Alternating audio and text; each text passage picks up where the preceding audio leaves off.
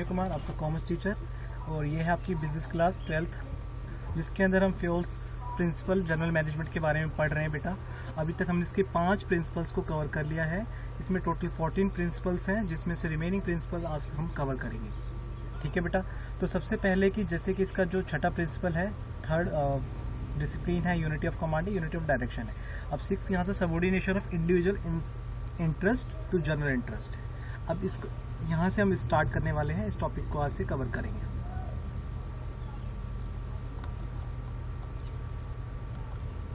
अब जैसे यहाँ से कहता है subordination of individual interest to general interest, इसका मतलब क्या है? जो सबऑर्डिनेशन है, सबऑर्डिनेशन का मतलब क्या होता है? जो आपके नीचे काम कर रहे हैं, अंडर में काम कर रहे हैं सुपरवाइजर के, उन लोगों का जो इंटरेस्ट है, तो उस इंटरेस्ट को ऐसा इंटरेस्ट बनाया जाए कि जो सबके बेनिफिट में हो। जैसे कि जो एम्प्लॉयज़ काम कर रहे हैं उनका इंटरेस्ट क्या है कि आपकी कंपनी में काम कर रहे हैं, तो उनको बेनिफिट ये होना चाहिए कि इतना अर्न करें कि जिससे उनकी लाइफ चल सके, है ना। उनका इंटरेस्ट ये है। और जो आपकी जो कंपनी काम करे, जिन्होंने उनको अपने बिजनेस में रखा हुआ है, जिसका पर्पज़ के लिए उनका ये है कि जो बिजनेस के लिए, जिस काम के लिए रखा हुआ, वो लोग उस काम को करें और बिजनेस के टारगेट को अचीव कराने में हेल्प करें। तो ये दोनों जब हेल्प कोऑर्डिनेशन आपस में मिल जाएंगे तो क्या होगा? Coordination subordination of individual interest to general interest में कन्वर्ट हो जाएगा। कि जनरल इंटरेस्ट क्या है कि फाइनली कंपनी को बेनिफिट कराना, और जो जनरल इंटरेस्ट में हम ये भी कह सकते हैं कि कंपनी अपना इंटरेस्ट देख रही है और एम्प्लॉय अपना इंटरेस्ट देख रहे हैं, लेकिन दोनों का मोटिव क्या कर दें? एक मोटिव कर दें। यानी कि जो एम्प्लॉय है उनको इतना पैसा दे दे, इतनी सैलरी दे दे कि जिससे उनका गुजारा हो सके, और जो कंपनी के लिए इतना काम हो सके कि उनका टारगेट अचीव हो सके। तो दोनों के जो इंटरेस्ट हैं अपनी अपनी प्रायोरिटी पे रखे जाए। तो कह रहे हैं कि the interest of an organization should take priority over the interest of any individual employee. जितने भी एम्प्लॉय हैं इंडिविजुअल, उनका इंटरेस्ट ध्यान में रखना चाहिए। In simple words, the organisation interest to be prioritise over individual interest. जो ऑर्गेनाइजेशन का इंटरेस्ट है उसको सबसे ज़्यादा प्रायोरिटी देनी चाहिए। ठीक है। इसके बाद में कहता है remuneration of employees. Remuneration of employees का मतलब क्या है? जो भी एम्प्लॉयज़ काम कर रहे हैं उनकी सैलरी को रेम्यूनरेशन बोल देते हैं दूसरे वर्ड्स में। ठीक है। कह रहे the overall pay and compensation should be fair to both employees and organisation. अब जो भी पैसा पे किया जा रहा है, सैलरी पे की जा रही है, अब वो कैसा होना चाहिए? फेयर होना चाहिए। फेयर का मतलब कि उचित होना चाहिए, जो कि एम्प्लॉय के लिए भी बेनिफिशियल हो और कंपनी के पॉइंट ऑफ व्यू से बेनिफिशियल हो। एम्प्लॉय को इतना कम पे ना करें कि वो बिजनेस में ज़्यादा लंबे समय तक अपना योगदान ना दे और चले जाएं, और इतना ज़्यादा भी पे ना करें कि जिससे कंपनी को लॉस हो। ठीक है। तो क्या कह रहा है कि दोनों का जो एम्प्लॉय का जो रेम्यूनरेशन है वो कैसा होना चाहिए? फेयर होना चाहिए for both. The employee should be given fair wages so that they can have a reasonable standard of living.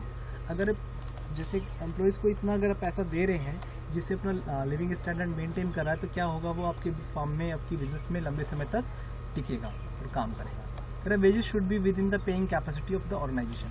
लेकिन वेजेस उतना ही होना चाहिए जितना कि ऑर्गेनाइजेशन की पेइंग की कैपेसिटी हो। ऐसा नहीं है कि मैं एक एम्प्लॉय को रोकने के लिए उसको इतनी ज़्यादा सैलरी पे कर दूं जितनी कि मेरी ऑर्गेनाइजेशन की कैपेसिटी भी नहीं है। इन सब चीज़ों का भी ध्यान रखना पड़ता है। इसके बाद है सेंट्रलाइजेशन एंड डिसेंट्रलाइजेशन। अब सेंट्रलाइजेशन क्या होता है और डिसेंट्रलाइजेशन क्या होता है? सेंट्रलाइजेशन का मतलब है पावर का बंटवारा करना। पावर को 2 तरीके से रखा जा सकता है। एक तो पावर का सारा जो पावर है वो सुपीरियर मैनेजर के पास हो, और दूसरा तरीका यह है कि जो सारा की सारी पावर है उसको डिसेंट्रलाइज कर दी जाए।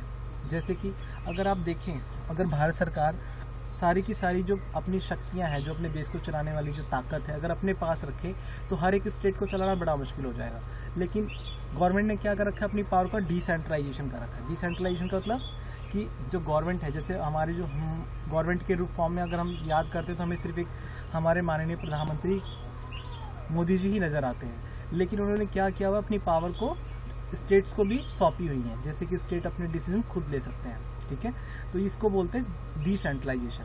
अब सेंट्रलाइजेशन क्या होते हैं? कुछ पावर ऐसी होती हैं जिससे गवर्नमेंट को अपने पास ही रखनी पड़ती है। ठीक है। जैसे कोई भी बड़े बड़े रूल्स हैं, नियम्स हैं, आपको जो भी सुप्रीम कोर्ट है, इनसे रिलेटेड जो भी पावर है वो किसके पास होती है? सेंट्रल गवर्नमेंट के पास होती है। कोई भी जैसे कि टैक्स से रिलेटेड कोई भी जो रूल बनाने हैं, जो टैक्स डिपार्टमेंट है, जो भी फाइनेंशियल डिपार्टमेंट है, उनके पास वो पावर होती है। तो सेंट्रलाइजेशन का मतलब सिंपल सा ये समझ सकते हैं कि जो पावर है, ऐसी पावर जो कि सबको नहीं दी जा सकती, उनको तो सेंट्रलाइजेशन किया जाए लेकिन जिससे सबका बेनिफिट हो उन पावर को डिसेंट्रलाइजेशन किया जाता है। ऐसे ही बिजनेस के अंदर भी होता है, जो मैनेजर होता है वो कुछ पावर्स को क्या कर देता है, डिसेंट्रलाइजेशन कर सकता है। जैसे कि अपने फोरमैन को कुछ पावर दे देना कि जो अच्छा व्यक्ति काम करे उसको आप अवार्ड कर सकते हो, उनको अवार्ड के लिए नॉमिनेट कर सकते हो, और जो व्यक्ति अच्छे से काम ना करे उनको पेनलाइज किया जा सकता है। तो सेंट्रलाइजेशन में क्या है, लेकिन फाइनल जो टेकिंग एक्शन होगा वो किसके पास होगा, मैनेजर के पास होगा। तो ये हमने सीखा सेंट्रलाइजेशन और डिसेंट्रलाइजेशन के बारे में। अब स्केलर चेन क्या होता है बेटा, स्केलर चेन का एक एग्जांपल है, वो आपको दिखा देता हूं एक सेकंड में।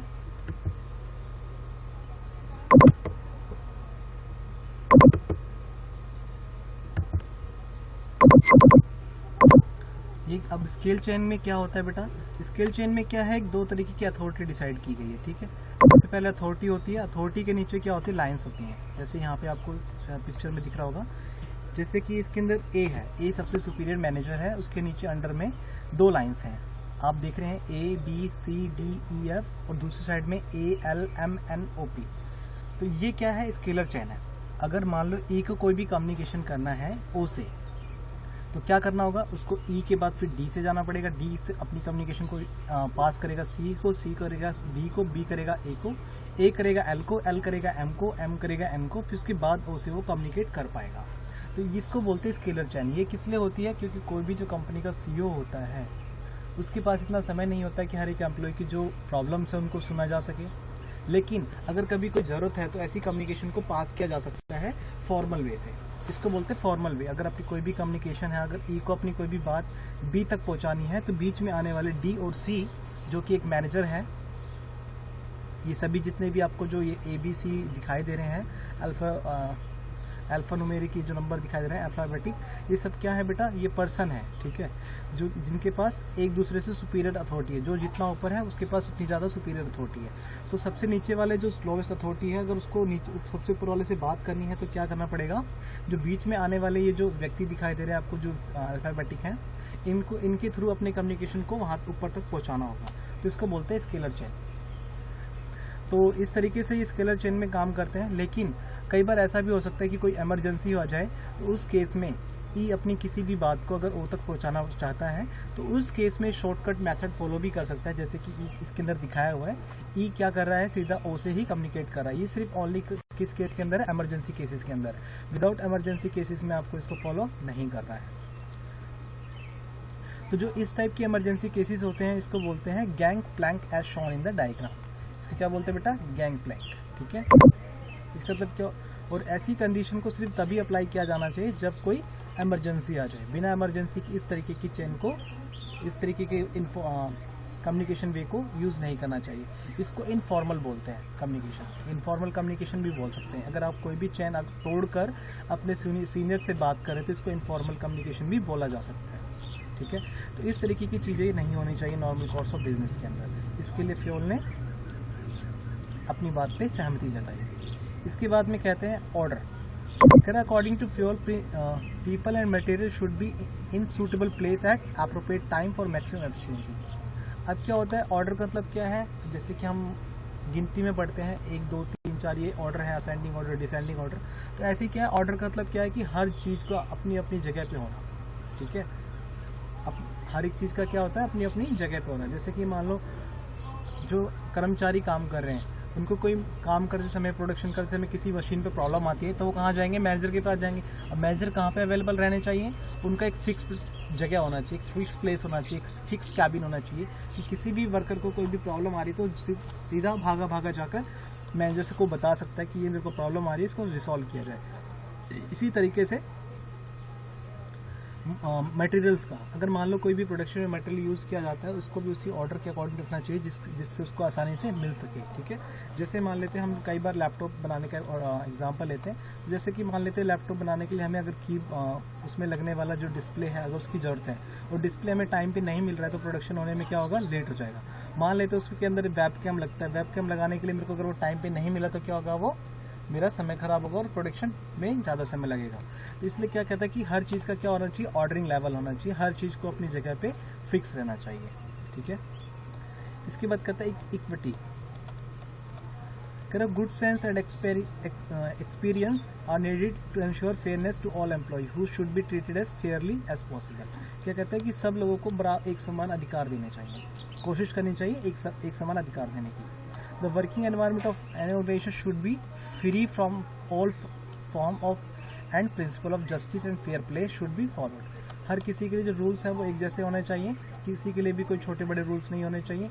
No worker should be unduly favoured और पनिश। किसी भी वर्कर को ऐसा नहीं कि बिना किसी बात के आप फेवर करो और किसी बिना बात के पनिश किया जाए। इसके बाद में हम नेक्स्ट पे आते हैं, स्टेबिलिटी और पर्सनल। स्टेबिलिटी का मतलब क्या होता है कि जो भी एम्प्लॉयज बिजनेस में काम कर रहे हैं वो आपकी बिजनेस में स्टेबल रहें। ऐसा नहीं होना चाहिए कि कोई भी वर्कर आपकी कंपनी में आया और 1 महीने उसने काम किया और वो चला गया, फिर कोई व्यक्ति आया आपके बिजनेस में आया उसने 2 महीने काम किया चला गया। तो इससे क्या होगा, जो एम्प्लॉयज आपके वहाँ पे काम कर रहे हैं उनके बीच में इस तरीके का भय फैला रहेगा कि आपकी कंपनी में टिक कर काम करना बड़ा ही मुश्किल काम होता है। इससे क्या होगा, आपका जो हायरिंग कॉस्ट है वो काफ़ी बढ़ जाएगा और इससे आपको जो ट्रेनिंग की कॉस्ट है वो ज़्यादा बढ़ जाएगी और आपका जो प्रोडक्शन होगा उसमें वेस्टेज का पार्ट ज़्यादा बढ़ जाएगा। क्योंकि जितने नए लोग आएंगे उनको आप काम सिखाएंगे, पहले ट्रेनिंग देंगे, सीखने के बाद जब वो कुछ हद तक सीख जाएंगे, अगर उसी बीच में वो चले जाते हैं तो फिर कोई दूसरा व्यक्ति आएगा उसको फिर सिखाएंगे। तो इस तरीके से क्या होगा, बहुत ज़्यादा टाइम वेस्ट होगा। तो ये कहा गया है फ्योल के द्वारा कि कोई भी व्यक्ति अगर आप हायर करते हैं तो सबसे पहले उसको अच्छे से इंटरव्यू ले लीजिए, उसके बारे में अच्छे से जान लीजिए, समझ लीजिए और एक बार अगर आपने उसको सिलेक्ट कर लिया तो उसको एक अपॉर्चुनिटी दीजिए, कम से कम अपने आप को साबित कर सके। तो किसी भी व्यक्ति के ऊपर इतना प्रेशर नहीं बनाना चाहिए कि वो अपने आप को स्टेबल ना कर पाए। तो स्टेबिलिटी का जो प्रिंसिपल है हमने ये पढ़ा। अब इसके बाद इनिशिएटिव्स क्या होते हैं, जो भी कुछ भी रूल्स हैं, कुछ भी अपने आइडियाज़ हैं लोग अपना देना चाहते हैं बिजनेस में, तो उनके जो आइडियाज़ हैं उनका वेलकम करना चाहिए। जैसे मान लेते कुछ वर्कर आपको आके बताते कि सर इस प्रोडक्शन के मेथड को अगर थोड़ा सा ऐसे चेंज कर दिया जाए तो ज़्यादा प्रोडक्टिविटी की जा सकती है। तो उस मेथड को फॉलो करने के लिए हम उनके आइडियाज़ को एनालिसिस करना चाहिए और वो हमें आइडियाज़ अगर सूटेबल लगता है और ठीक लगता है तो उसको मौका देना चाहिए उस आइडिया को। इस आइडिया के बदले में उनको रिवॉर्ड भी दे सकते हैं, उनको सम्मान भी दे सकते हैं, छोटा सा कोई गिफ्ट दे सकते हैं, इस टाइप की प्रमोशन कर सकते हैं। तो जिससे क्या होगा, वर्कर्स के बीच में इनिशिएटिव देने का एक क्रेज रहेगा। तो कह रहा worker should be encourage to develop and carry out their plan for improvement. Initiative means taking the first step with self motivation. It is thinking out and executing the plan. इससे क्या होगा, हर एक workers के अंदर क्या होगा, नए ideas को लाने का, इम्प्लीमेंट करवाने का एक दौड़ सी रहेगी, क्रेज सा रहेगा।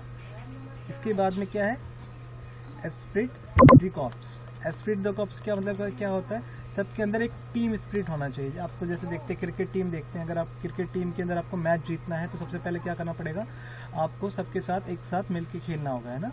अगर मान लो कोई भी एक अच्छा प्लेयर अच्छे से परफॉर्म नहीं करता तो मैच का जीतना बड़ा मुश्किल काम होता है। इसीलिए कहता है कि मैनेजमेंट भी ऐसा ही होना चाहिए, डी कॉप्स होना चाहिए, कि यानी कि सब लोग मिलकर कैसे काम करें, टीम के जैसे, इंडिविजुअल होकर काम ना करें और सबके बीच में क्या हो, एक समान की भावना हो और एक दूसरे के प्रति लगाव हो और ऑर्गेनाइजेशन के प्रति भी प्यार हो, तो वफादारी भी हो। इस वजह से इस तरीके से हम बिजनेस के जो अचीव हैं, जो भी टारगेट हैं उनको अचीव किया जा सकता है और गोल्स को कंप्लीट किया जा सकता है। तो अभी तक हमने हेनरी फ्योल जी के पूरे 14 प्रिंसिपल पढ़ लिए हैं और मैं उम्मीद करता हूं कि आपको सभी प्रिंसिपल अच्छे से समझ में आ गए होंगे। और बेटा मैं आपको एक बात और बताना चाहता हूं कि टेलर के और फ्योल के जो प्रिंसिपल्स हैं वो बहुत ही इंपॉर्टेंट है और एग्जाम में आने के बहुत ज़्यादा चांसेस होते हैं और मोस्ट प्रोबेबली जो चांस होते हैं इन दोनों का कंपैरिजन भी आ जाता है, या फिर इन दोनों के जो रूल्स हैं उन्हीं के रूल्स के बेस पे आपको केस स्टडी मिलेगी। आपको जो केस स्टडी किस टाइप की मिलेगी वो मैं आपको जब ये चैप्टर कंप्लीट हो जाएगा उस असाइनमेंट में आपको कराऊंगा बेटा। मैं उम्मीद करता हूँ आपको अच्छे समझ आया होगा। Thanks for today, thanks for watching.